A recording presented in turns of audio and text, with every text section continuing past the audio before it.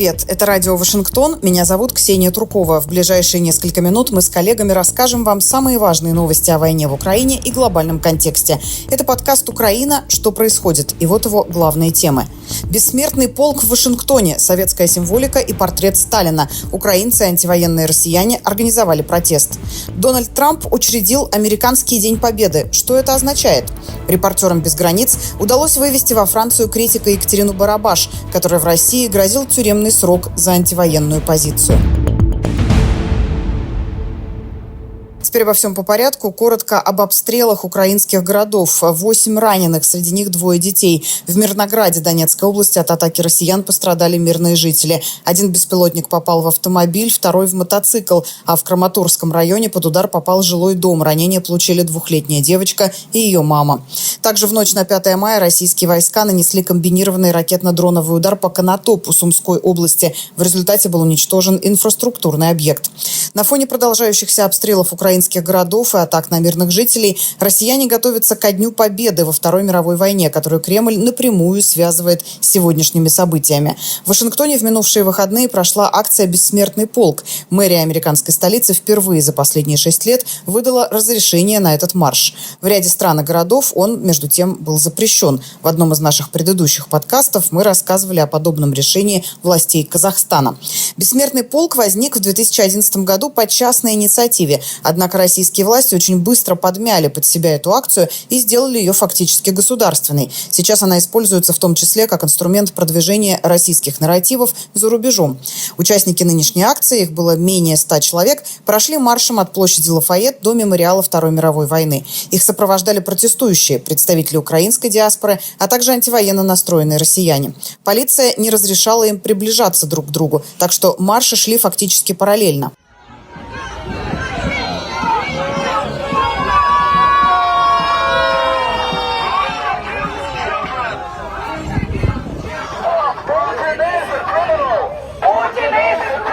Вот что нам рассказал о составе участников «Бессмертного полка» глава сообщества «Русскоязычная Америка за демократию» в России Дмитрий Валуев. Если говорить именно про состав самих участников, мы можем точно сказать, что там часть этих участников были работники посольства российского. Причем их можно было легко вычислить. Кто-то из них довольно активен, появляется на фотографиях, на фотоотчетах самого посольства российского. У них есть такой советник посольства Александр Ким. Вот, он там был, присутствовал, и другие сотрудники. Их функция тоже была довольно понятна, они такие координационные функции выполняли, у них были какие-то листочки бумаги, видимо, план был расписан и так далее. Вот, то есть было видно, что они там принимают такую активную организационную, координационную роль. Там были люди, которые, я бы сказал, такие, в общем, местные фрики, да, люди, с которыми мы пообщались. Кто-то из них не готов был общаться. Видимо, они примерно понимали, кто мы такие, что мы из себя представляем. Кто-то был готов общаться, и из них тоже были люди очень странные. Был, допустим, один человек с флагом, с изображением Сталина. Он сказал: «Я сталинист», такой поклонник. Были люди, которые говорили нам о том, что мы полностью поддерживаем войну в Украине, путинское правительство делает все правильно, мы поддерживаем. Мы пытались немножко направить разговор на ту сторону, что «а поддерживаете ли вы, что россияне погибают, да, это ваши соотечественники?» Они говорили: «Да, это вот та цена, которую приходится заплатить, Украина – это наши российские территории, мы просто берем в свое» и так далее.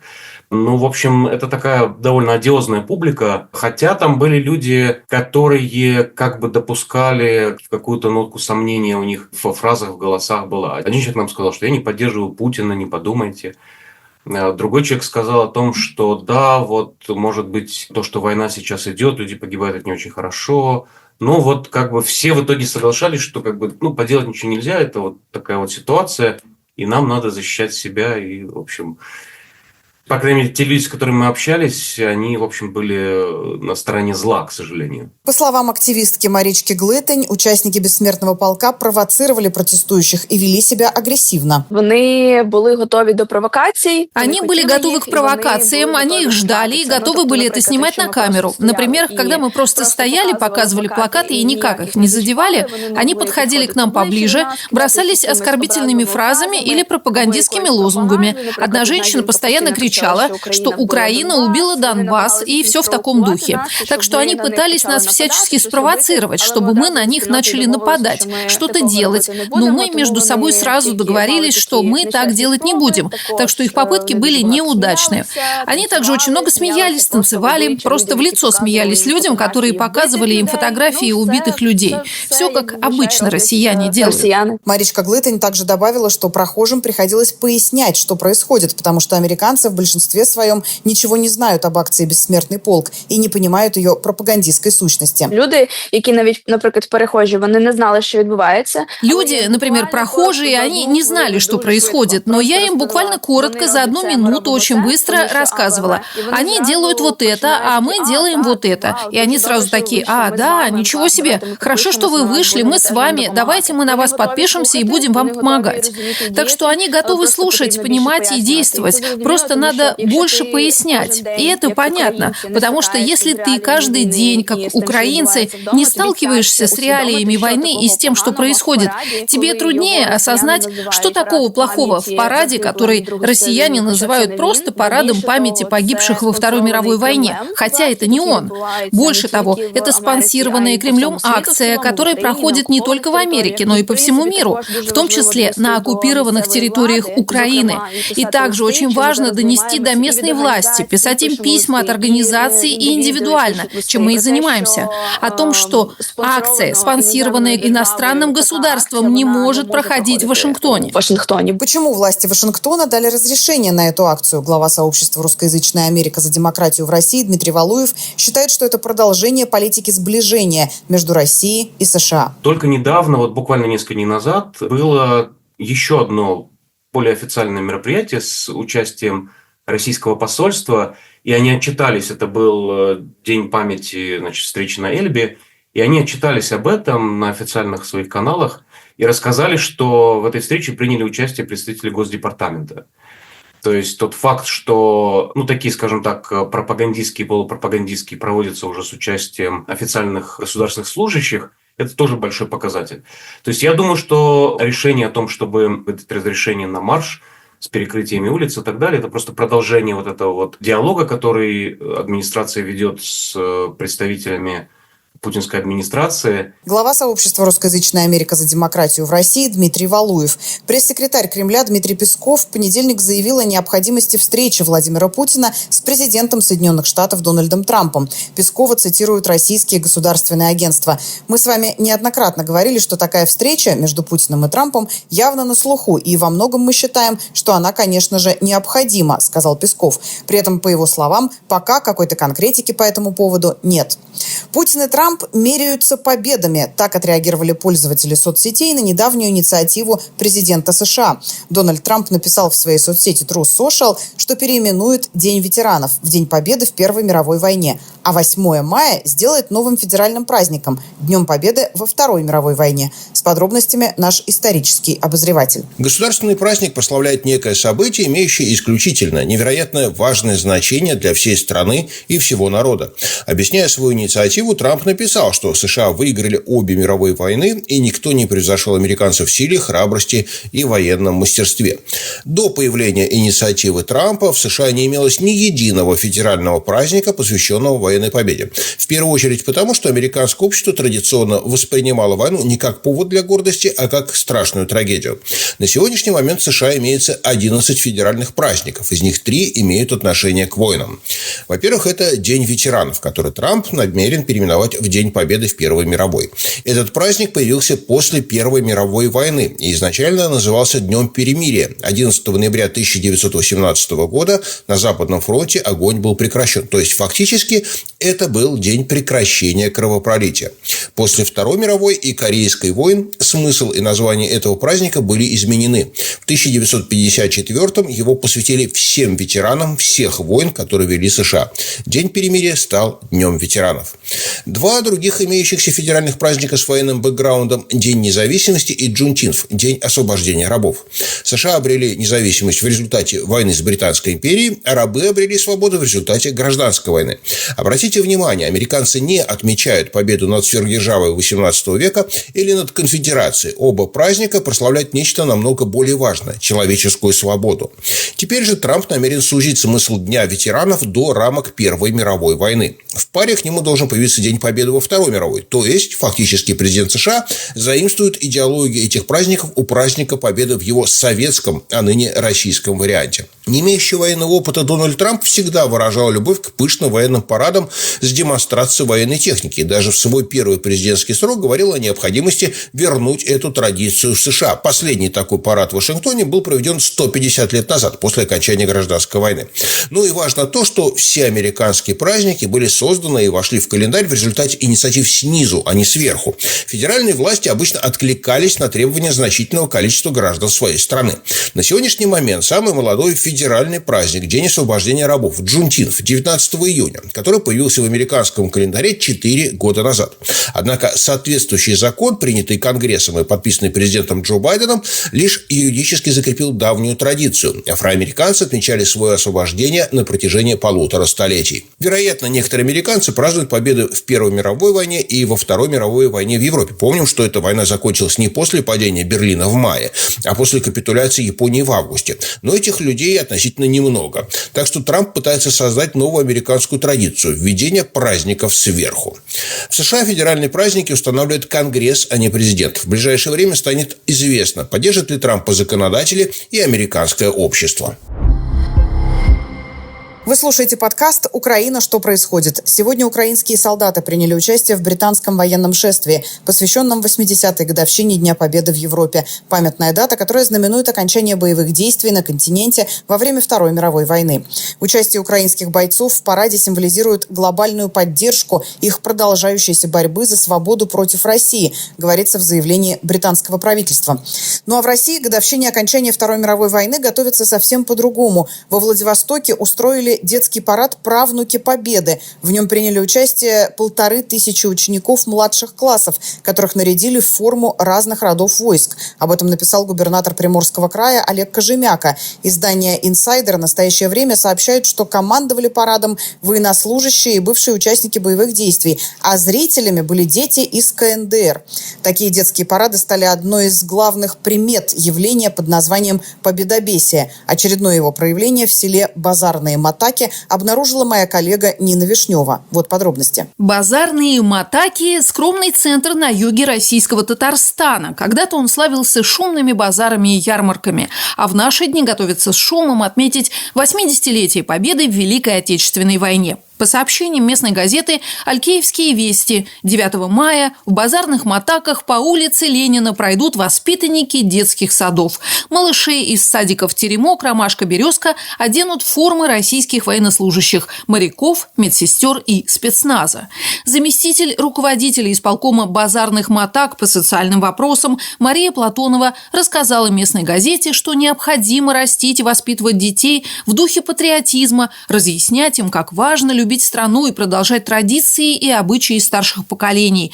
Поэтому участие детей дошкольного возраста в предстоящем параде, говорит Мария Платонова, станет его первой особенностью. Парад будет сопровождаться инсценировками. Как пишут «Алькеевские вести», нынче военных эпизодов будет показано больше. По словам руководителя районного отдела культуры Расимы Гайфуллиной, в этом году подготовят больше инсталляций, посвященных Великой Отечественной войне. У участников праздника появится хорошая возможность более отчетливо представлять картины военной поры. Парад должен пройти красиво и запомниться на долгие годы, говорят организаторы. Тем временем в Москве вплоть до 11 мая можно красиво взять Рейхстаг. Иммерсивную постановку под названием «Победа. Знамя над Рейхстагом» создали в московском парке Москино. Для этого возвели здание Рейхстага практически в натуральную величину. В реконструкции и водружении флага СССР принимают участие поддерживающие нынешнюю политику Кремля артисты, в числе которых ансамбль песни и пляски российской армии имени Александрова. Режиссер этой поистине исторической реконструкции небезызвестный Игорь Угольников, в прошлой жизни неплохой актер и телеведущий. В интервью российским СМИ Угольников сообщил, цитата, «Реконструкция поможет создать атмосферу реалистичности и полного погружения в события 1945 года». Конец цитаты. В крайнем случае погрузиться в такую атмосферу можно в базарных матаках. В России и на оккупированных территориях Украины чиновники и пропагандисты активно готовятся ко Дню Победы. В оккупированной части Запорожской области россияне усиливают милитаризацию детей и увеличивают финансирование пропагандистских организаций. Об этом в эфире телемарафона «Единые новости» сообщил глава Запорожской областной военной администрации Иван Федоров. Если раньше цель была заставить любить Россию, то теперь заставить ненавидеть Украину, рассказал он. По словам Федорова, россияне увеличили финансирование таких пропагандистских военных организаций, как Юнармия и Воин, и в этом году планируют потратить на них в 2-3 раза больше, чем в прошлом. На пленарном заседании Европейского парламента, которое проходит в эти дни в Страсбурге, будут обсуждать возвращение на родину детей, которых Россия незаконно депортировала с оккупированных территорий. Об этом идет речь в финальном варианте проекта повестки Дня Европарламента. Отмечается, что относительно похищения России детей планируют принять отдельную резолюцию. И также в Европарламенте будут говорить о путях установления мира в Украине. Журналистка и кинокритик Екатерина Барабаш, которой в России грозил тюремный срок за так называемые фейки об армии, покинула страну и сейчас находится во Франции. Сделать это удалось благодаря организации «Репортеры без границ». В России, напомню, Барабаш объявили в розыск после того, как она скрылась из-под домашнего ареста. Поводом для возбуждения дела против нее стали посты в Фейсбуке о бомбежках Украины. Сегодня Екатерина Барабаш дала пресс-конференцию в Париже, где рассказала о том, как ей удалось покинуть Россию. Ее сын Юрий в интервью радио «Вашингтон» рассказал, что операция была очень сложной. Это было максимально сложно, рискованно, потому что понятно, что российские спецслужбы, они улучшают свои техники отлова, перекрывают всевозможные каналы и прочее. Поэтому я так понимаю, что с каждым разом людей становится все сложнее оттуда эвакуировать. Насколько я понимаю, в общем, вся эта операция, она действительно была крайне трудной. Слава богу, что, во-первых, просто сложились разные факторы, и все удачно закончилось. И, конечно, огромная благодарность людям, которые это организовывали, потому что они быстро на все реагировали, они принимали правильные решения, организовали все на наивысшем уровне. Это, собственно, одни из последних действительно адекватных людей, которые остаются в России, которые понимают, чем надо сейчас заниматься, что просто надо оттуда спасать людей. А вот мы в прошлый раз, когда с вами говорили, мы говорили о том, что мама, в общем, не хотела из России уезжать. В какой момент она поняла, что все, надо точно уезжать? Я конкретно момента не знаю, но я думаю, что, понимая, что ей грозит реальный срок, а мы видим, что сейчас по статьям о фейках буквально каждый день выносят обвинения с реальными сроками. Это единственный выбор, который оставался, потому что, собственно, альтернатива в виде того, что ее все равно посадили бы, ее все равно оторвали бы от ее мамы, ограничили всю свободу, это ж был не выбор, по сути. А мама остается там или ее тоже удалось вывести? К сожалению, она там. Я не знаю, можно ли будет ее вывести, потому что 96 лет, все соответствующие проблемы со здоровьем. Ее просто физически трудно транспортировать. Она сейчас в нормальном состоянии, она вполне бодрая, все понимает, она полностью маму поддерживала. Мы с ней на связи, ей помогают родственники, так что пока так. И она сама прекрасно дает себе отчет, что вариант с эвакуацией, с жизнью в Европе, он куда лучше, чем если бы маму просто посадили бы. Это было бы психологически просто куда тяжелее для всех. А какие сейчас планы у Екатерины профессиональные, и на жизнь, то есть где она планирует оставаться? Пока она находится в Париже, я так понимаю, что там она и будет оставаться. Планы на жизнь, насколько я понимаю, в первую очередь отдохнуть, потому что это все было, кроме кроме того, что психологически непросто, но и физически было очень тяжко. Отдохнуть, восстановить силы. Но она будет, собственно, продолжать заниматься своей профессиональной деятельностью. Уже известно, что она будет сотрудничать с новым Мост-Медиа, в каких-то еще изданиях будет публиковаться. Она будет заниматься, собственно, тем, чем она занималась и до ареста, только теперь у нее уже будет возможность говорить о всем куда более прямо, честно и резко, чем когда она это делала из России. Теперь, собственно, пребывая вне России,